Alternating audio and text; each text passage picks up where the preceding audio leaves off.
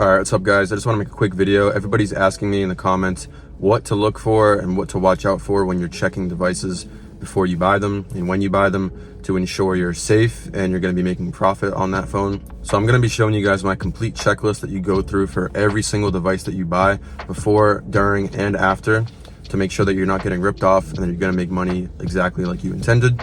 So the first and most important step is going to be checking the IMEI number, which if you don't know how to find that, you go to your settings app, you click general, then about, and then you scroll down and you will see the IMEI and IMEI 2. You really only need the first one. And the first step is going to be checking for carrier lock status, which it will either say next to carrier lock, no SIM restrictions or SIM locked. If it is SIM locked, then that means it can only be used on that specific carrier for the phone. So if you bought a phone from AT&T and it still says SIM locked, that means it is still locked to AT&T SIMs only. But you have to be careful with carrier locked devices because they could still be financed and not fully paid off, which means that they could be reported blacklisted, which means the device will not work for any service whatsoever. A device can also be blacklisted if it is reported as lost or stolen, which again, you cannot use it for any service whatsoever. Even if it says no SIM restrictions, you cannot use it on service. I'm going to show you just how you can make sure that a device is not reported as blacklisted. If you just go on Google and search up IMEI blacklist checker, or if you use this website right here, you just type in the IMEI number, you search, and it will tell you if it's clean or blacklisted. I usually like to stay away from carrier lock devices just because you really can't be 100% sure if it's paid off or not, no matter what the person says. To my best knowledge, the only website that shows you if it's paid off or not is AT&T. You just go to this website right here, which you can enter the IMEI number and it will tell you if there's an installment plan on it still. If not, it will let you go through the process of unlocking the device, in which you just put in all your information. It sends you an email, you confirm it, and it will tell you if your device is approved or not for an unlock. But 9 times out of 10, if a device is locked to a carrier, you just message the person and ask them if they can call to unlock it or if it's fully paid off or not. And if they're not willing to do so, they just stay away from it. If they're willing to call their company to unlock it and it unlocks, great, then it's safe to buy. The next thing to look out for is iCloud status. If you go into a phone, you go to the settings app, right at the top of the screen, it will say Apple account. If there is an email account that is logged in, then that means there is an iCloud account on it. And if you try to restart the phone and set it up as new, it will be activation locked unless you enter the password to that iCloud account. So just make sure that that is completely signed out before you buy the phone. Otherwise, you're going to be stuck with a useless device. This can also be found out by using the IMEI number, and you just use a website like this or go on Google and type in iCloud IMEI status checker. And another useful website, if the phone is carrier locked and you're not sure what carrier it actually is, you can use this website SICW.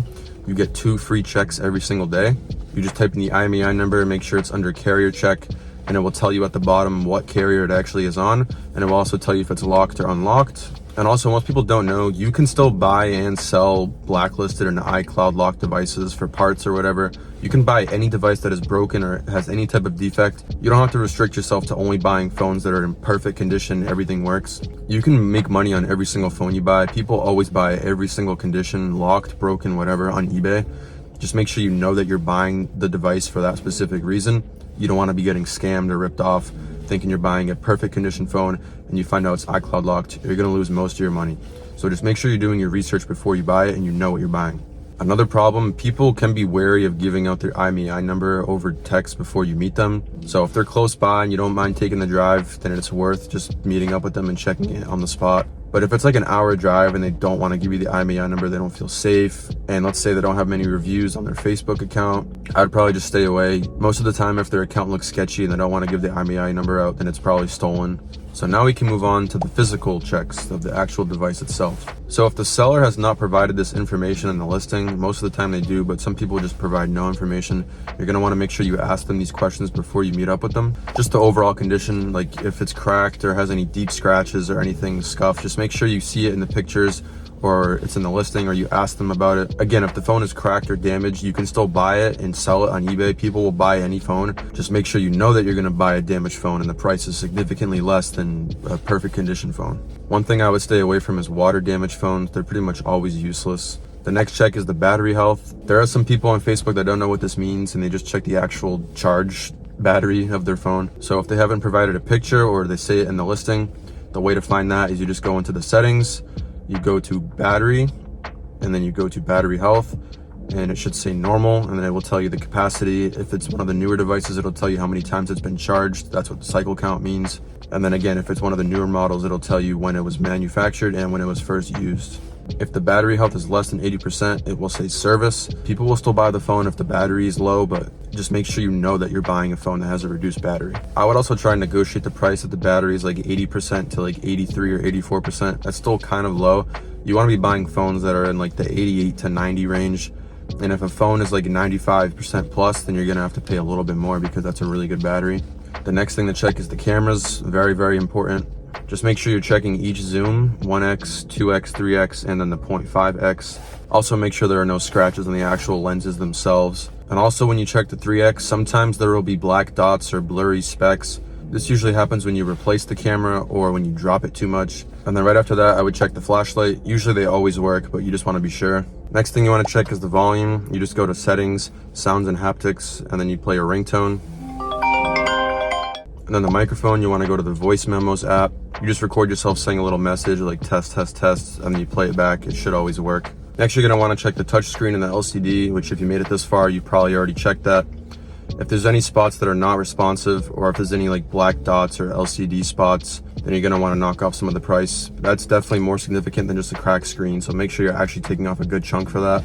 Another really important one is checking the charging port. You just want to make sure it actually charges and it's not really finicky. You don't have to like hold it in a weird spot for it to charge. But a quick little tip, if the seller tells you there's a problem with the charging port, like it's finicky, 9 times out of 10, it's just dirty and there's a bunch of dust and dirt in there and you just have to clean it out with a toothpick and it will be working as new. So I've actually made a lot of money off of flips with this problem because they're super easy to clean.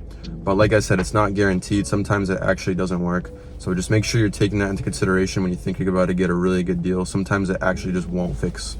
Next is just all the buttons on the phone. So make sure the power button, the volume button are all clicking normally. Another one that you wouldn't think would make a difference in the price, but it actually does a lot, is replace parts. So if you go into settings in general and then about, it will either say services and parts history, or if the phone is on an older iOS, it will tell you right then and there what needs service or what's been replaced. And if it was replaced by a third party, so like a random repair shop or something, or someone in their house, it will tell you that it's not recognized as an Apple part, which you will feel the difference in a screen. It will look a little different and it will feel a little slow. And then like I was saying earlier with the cameras, the replaced camera sometimes is gonna have like some dirty spots or like black specks in the camera. Just make sure you're checking those because the price will be reduced on eBay or if you're reselling it to someone, because people want original Apple parts that work just as good as new. And then while I'm on the screen, just make sure you're checking the storage capacity as well. This is usually never an issue. Someone will always tell you what the actual storage is. But if by mistake they tell you it's like 256 gigabyte and it's actually 128, you should definitely knock the price down a little bit. But if it's the other way around and they tell you it's 128 and it's actually 256, you don't have to say anything. That's just extra money for you. But that's pretty much it, guys. So make sure that you're checking all this before you buy a device as much as you can.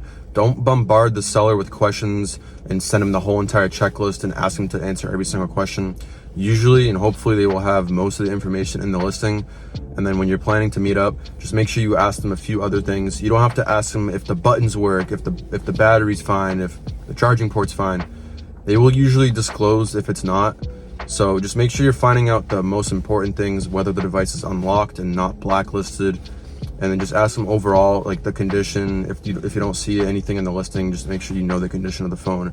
If there's any cracks or deep scratches, and then just ask them if it's fully functional, any issues. They will usually tell you what's wrong with it if there's any problems. And then of course, when you meet up, then you can start checking every little thing. But that's all there is to it for checking if a device is gonna be good for you to buy and flip. I would also recommend double checking and going through that entire list when you get back. You might have missed something. And then hopefully if you reach out to the seller, they'll compensate you if there's any issues, and like major ones like a crack you missed or something, or like the battery's like severely degraded. I wouldn't get your hopes up too high though. Usually when you meet up with someone and you buy it and you check for that long, you check everything, they might just tell you to kick rocks because you had the chance to check it, and they might block you or they might just say good luck. So just make sure you're remembering to the best of your ability what to check for on the spot and get as much information as you do before you even buy the phone, and you should be good to go. Again, if you guys have any more questions, any more videos you guys want me to make, just leave a comment down below and I'll definitely make a video on it. And thanks for watching, guys.